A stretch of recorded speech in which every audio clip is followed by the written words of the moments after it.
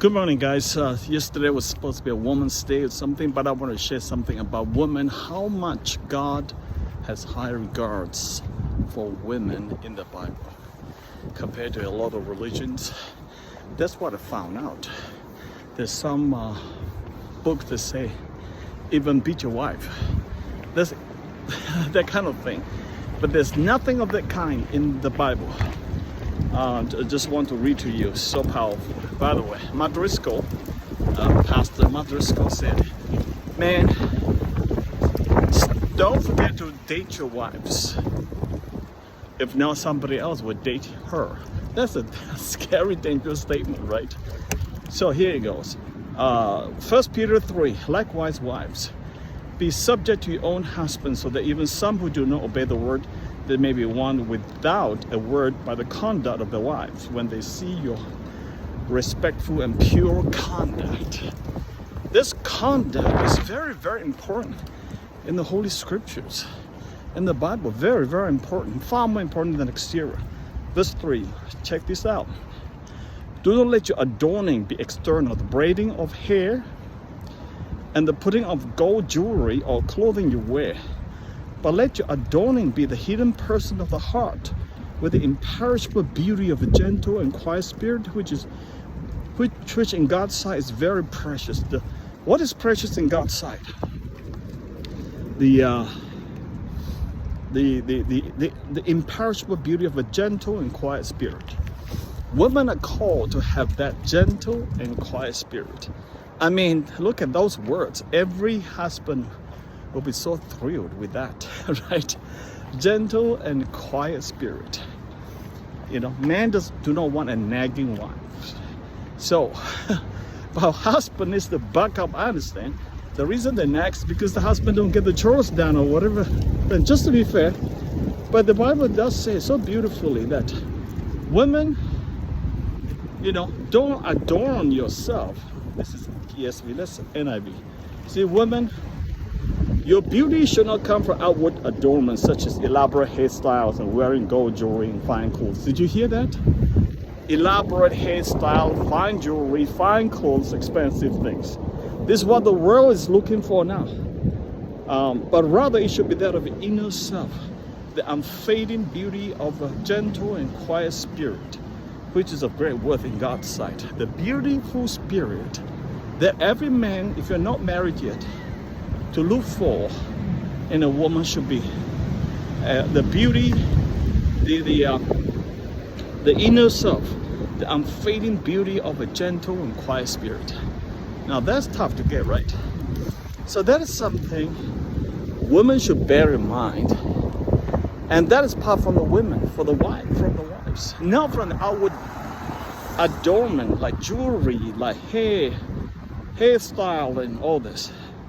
But inner self is more powerful, more beautiful. So women, did you hear that? Wives, did you hear that?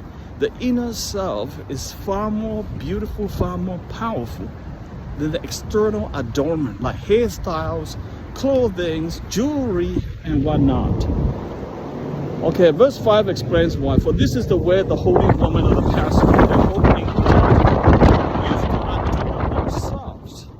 they submitted themselves to their own husbands, like Sarah, who obeyed Abraham, called him Lord.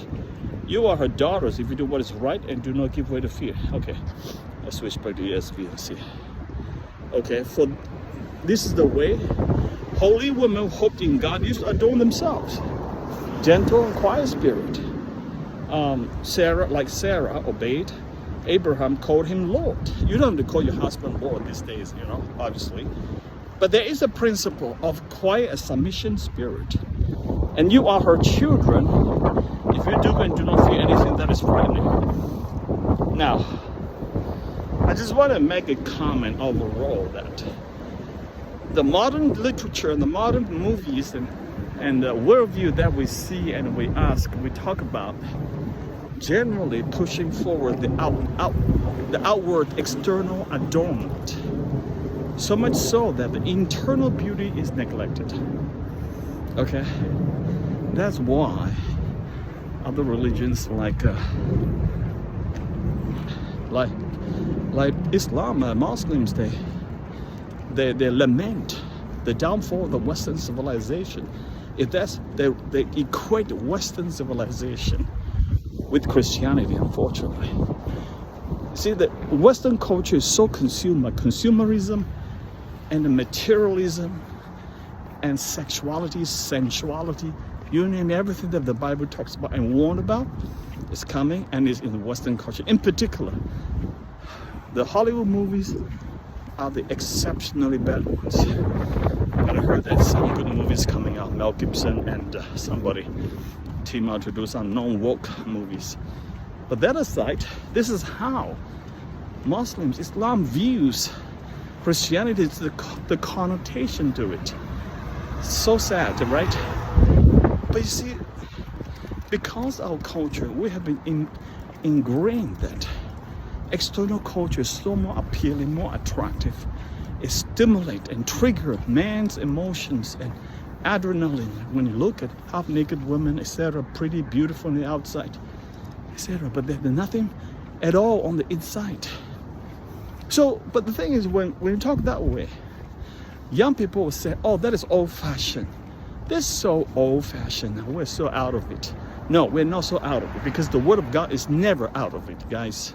Okay, so because the worldview, the culture is pushing us towards that way. The adornment of the external self and stimulating sexuality for commercial, consumerism purposes.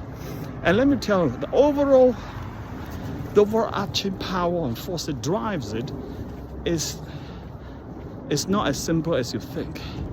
It's not just human lust and greed and all this. I'm telling you, that's why Paul said we don't wage warfare against flesh and blood, but our warfare is against principalities of darkness, powers of darkness, cosmic powers. Those are the powers, and guys, driving the sad scene in the West. Okay, so when you realize as Christians, it's no shame to go for internal beauty, moderation for women, etc. It's not out of date. You don't want to be out of date with God. It's okay to be out of date with the culture, because culture is going to weep and cry one day. It's going to fade. Last 4 years we've seen so much plentiful of that, and now we're seeing a turn. Okay, God is bringing a renewal and revival. So women, so this is for women. I'm going to do one for men.